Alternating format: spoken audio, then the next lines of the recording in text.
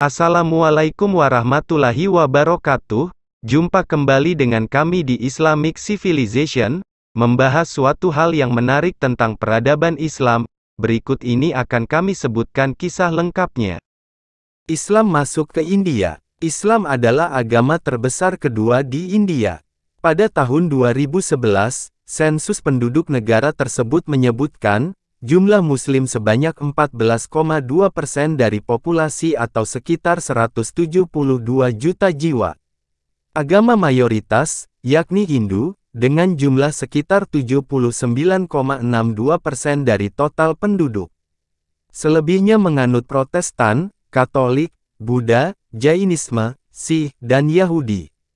Mengutip Population by Region in India, peranan Muslim di negara berbentuk Republik Federasi di Asia Selatan ini, dalam pengembangan Islam dapat dilihat dalam 4 tahapan. Pertama, masa sebelum kerajaan Moghul tahun 705-1526.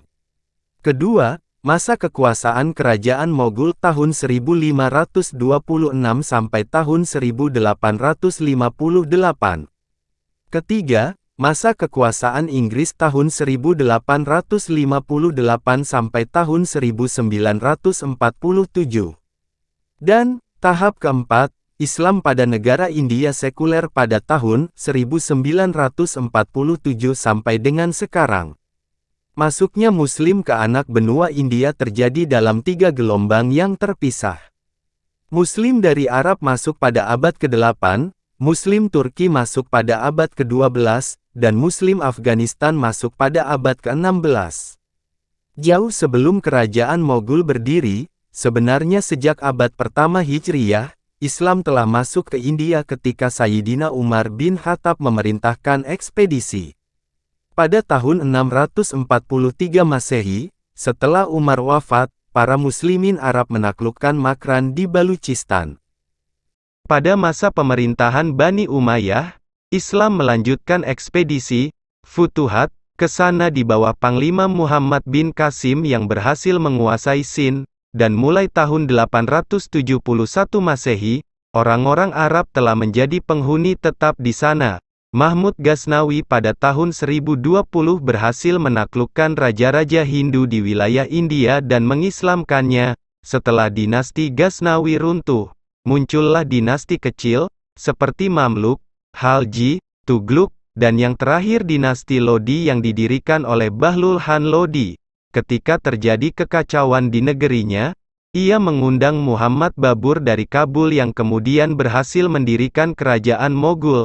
Pada zaman kekuasaan Inggris, muncul sejumlah pemikir Muslim yang memperjuangkan kemajuan umat Islam melalui pemurnian, pembaruan pemikiran, dan berbagai gagasan untuk melepaskan diri dari belenggu penjajahan. Sejumlah pemikir Islam lahir di waktu itu, semisal Syah Waliullah, Sayyid Ahmad Khan, Sayyid Amir Ali, Muhammad Iqbal, dan Muhammad Ali serta Abdul Kalam Azad. Sejak memperoleh kemerdekaannya pada tanggal 15 Agustus tahun 1947, India menjadi negara republik. Umat Islam di India menyebar di negara-negara bagian Uttar Pradesh, Bengali Barat, Bihar, Kerala, Assam, Andhra Pradesh, Maharashtra, Tamil Nadu, Gujarat, Karnataka, dan Madhya Pradesh. Kebanyakannya Muslim India adalah petani. Di Uttar Pradesh dan Madhya Pradesh, mereka umumnya menjadi perajin dan pekerja. Di banyak kota negara bagian Uttar Pradesh, kaum muslimin memegang jalur perdagangan kain tenun. Profesi pedagang juga menjadi tradisi bagi muslim yang tinggal di Gujarat dan Maharashtra. Sistem pendidikan berkembang. Sistem pendidikan yang dikembangkan di India begitu modern, yakni kurikulum Devas-i-Nizami.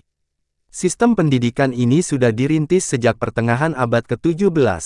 Aurangzeb Alamgir pertama Kaisar Moghul ke-6, berupaya menemukan sintesis terbaik antara Sufisme India dan ajaran ulama Islam. Pada tahun 1683 berdiri madrasah di Lucknow di bawah bimbingan Maulana Nizamuddin dan Maulana Muhammad Sahlawi. Sepanjang waktu para santri belajar, bukan hanya fikih, melainkan juga nahwu dan saraf, filsafat, matematika, tafsir, hadis serta prinsip-prinsip dan sejarah Sufisme. Hingga kini, silabus Devis Nizami masih diterapkan di banyak sekolah India dan Pakistan. Mutu pendidikan yang dikembangkan oleh Muslim di India diakui. Madrasah Deoband yang berdiri pada tahun 1867, umpamanya, memiliki reputasi internasional. Mahasiswa berdatangan dari berbagai penjuru dunia ke kota Deoband.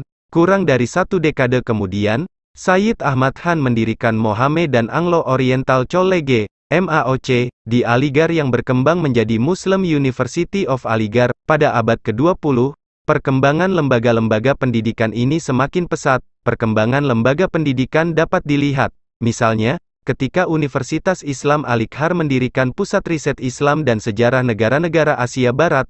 Lembaga ini menerbitkan majalah dalam bahasa Urdu dan buletin dalam bahasa Inggris.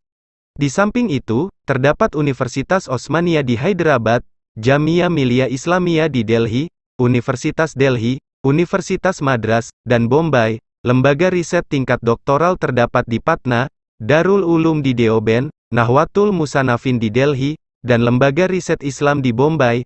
Prestasinya dalam bidang pendidikan memberikan arti bagi pengembangan Islam secara keseluruhan hingga saat ini. Pengaruh seni Islam dalam peradaban India. Arsitektur India mulai mengalami perubahan bentuk dengan munculnya pemerintahan Islam di India menjelang akhir abad ke-12. Arsitektur India diperkenalkan dengan elemen baru yang meliputi penggunaan bentuk, seni inskripsi menggunakan huruf dekoratif atau kaligrafi, penggunaan marmer berwarna, dicat plester dan ubin berwarna cerah mengilap. Masjid Quwwatul Islam dibangun pada tahun 1193 merupakan masjid pertama yang dibangun di anak benua India. Masjid ini kini tercatat sebagai situs warisan dunia UNESCO di Delhi. Arsitektur Islam di India dibagi menjadi 2 bagian, yakni agama dan sekuler. Masjid dan makam mewakili arsitektur religius, sementara istana dan benteng adalah contoh dari arsitektur Islam sekuler. Benteng memiliki kegunaan yang fungsional. Beberapa dilengkapi dengan bangunan kecil di dalamnya. Ada juga benteng yang digunakan untuk mengusir musuh. Demikian yang dapat kami sampaikan. Semoga menjadi ilmu pengetahuan buat kita semua. Wassalamualaikum warahmatullahi wabarakatuh.